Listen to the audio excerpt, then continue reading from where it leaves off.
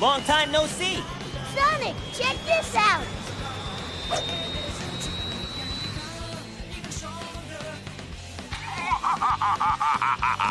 Guess what, Sonic Heroes? I finally developed the ultimate weapon. In 3 days, I'll conquer the world. Think you can stop me? Sounds like an invitation to party. What are we gonna do, Sonic? No worries. We've got this one. Ha! Think I'd miss this? Time to crack that Eggman wide open! Yeah, let's party!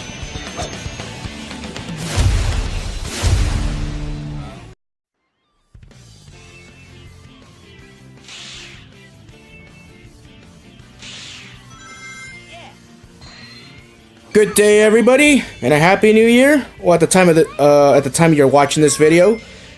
And yes, we're gonna kick off 2020 big with the Sonic Hero Let's Play. And yes, this will be an all story run.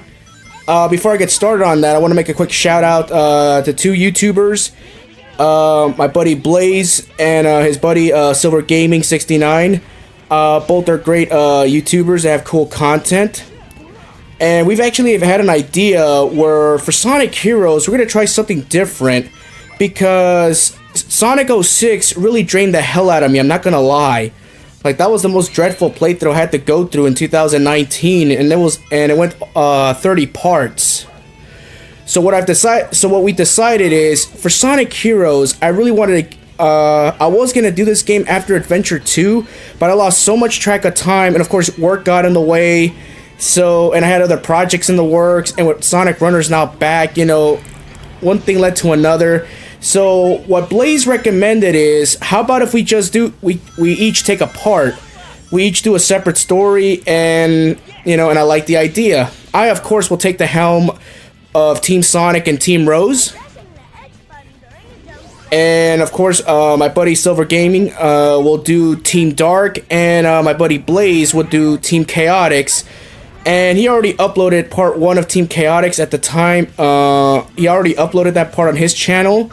Now what we're doing here is we're gonna do a syndication of all of our Let's Plays. So that means that I am not gonna do Team Chaotix or Team Dark's playthrough on my channel. Instead, I'm gonna use their versions and put them into my channel. That way, we have a full playlist, and I'll also do Final Story. Because I really cannot dread doing Team Dark and Team Chaotix's playthrough. Those are marathons in its own outright, and I appreciate my friends for helping me out on this undertaking, because 2020 I have big plans for the channel. I want to get as many Let's Plays as I can possibly get done, and Sonic Heroes is a huge undertaking if you're doing all the stories. So I appreciate the help. So I wanted to get that out of the way, so now let's talk about the game. Yeah, so Sonic Hero is a team-based game, obviously.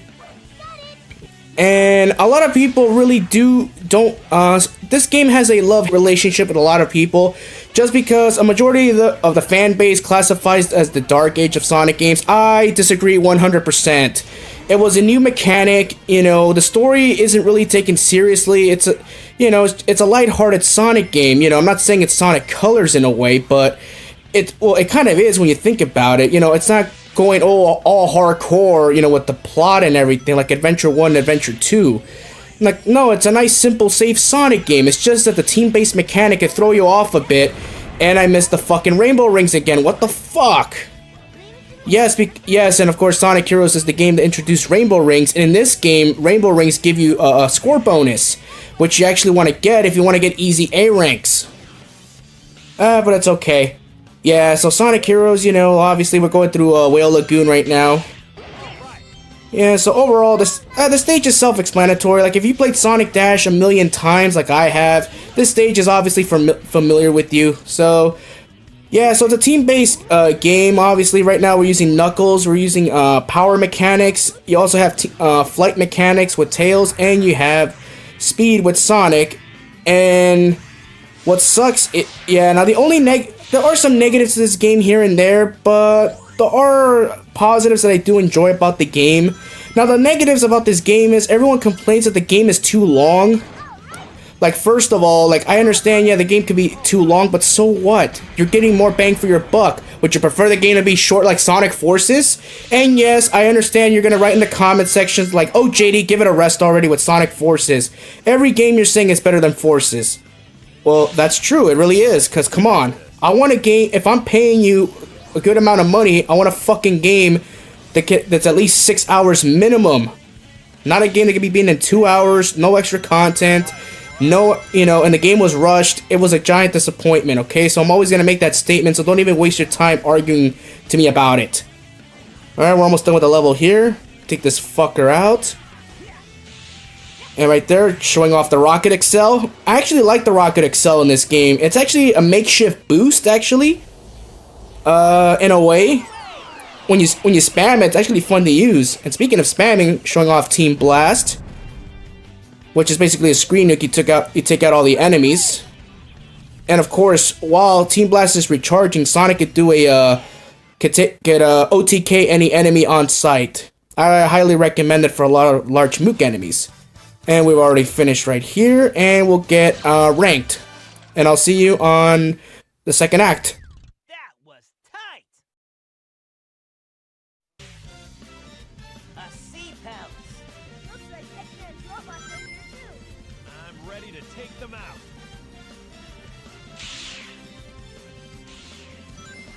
Alright, now we're in Ocean Palace. So yeah, what I was trying to say is, yeah, Sonic. The reason why Sonic Heroes is actually my favorite Sonic game of all time. I know you've all read this story, you know, so many times. Like, yeah, you got the game when you bought Super Mario Sunshine, and you got it as an add-on for $5.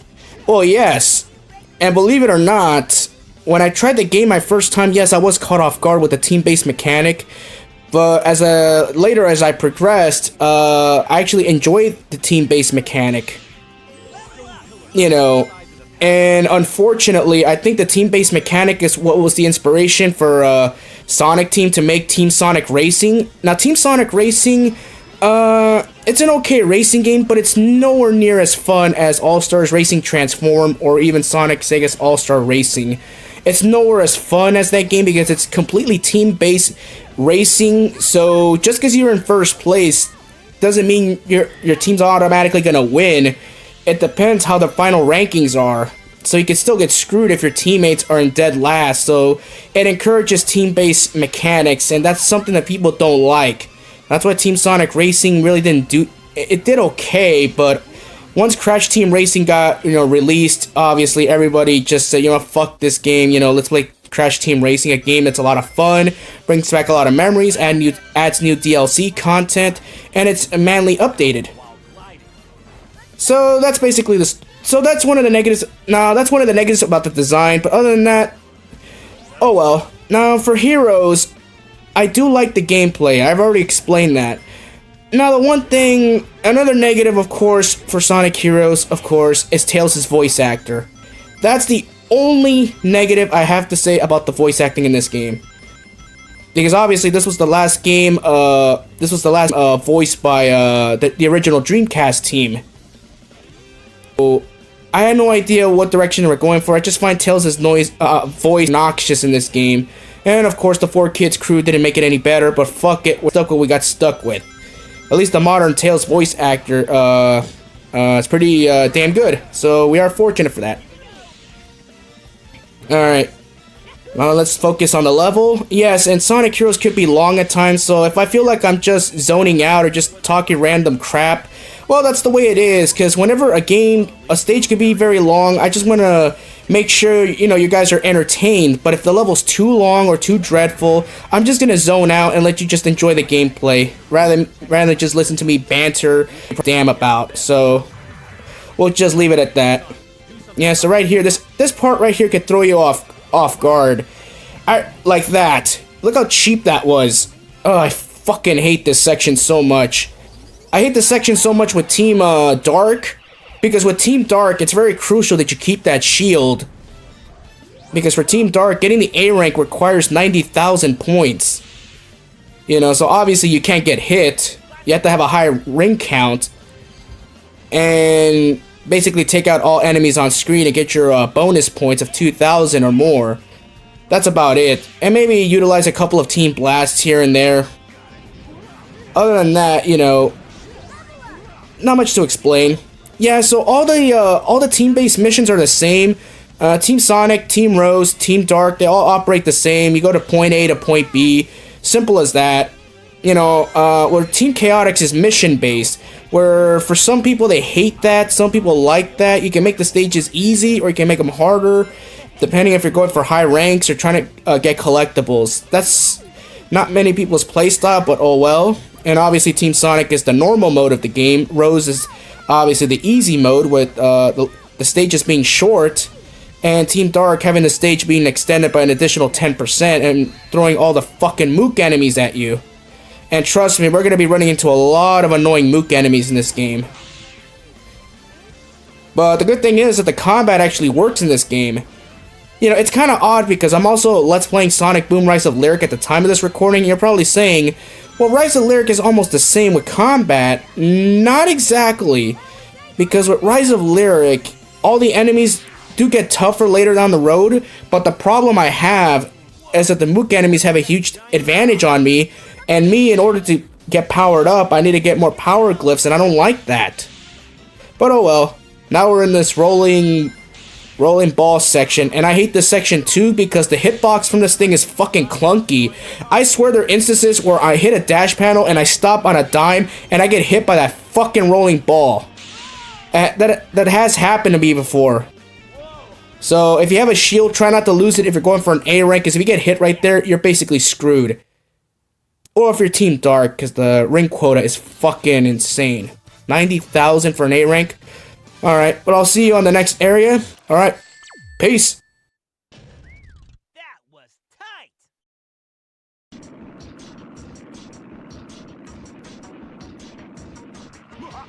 Stop your futile. You'll just make fools of yourself. I think you got that backwards, Doc.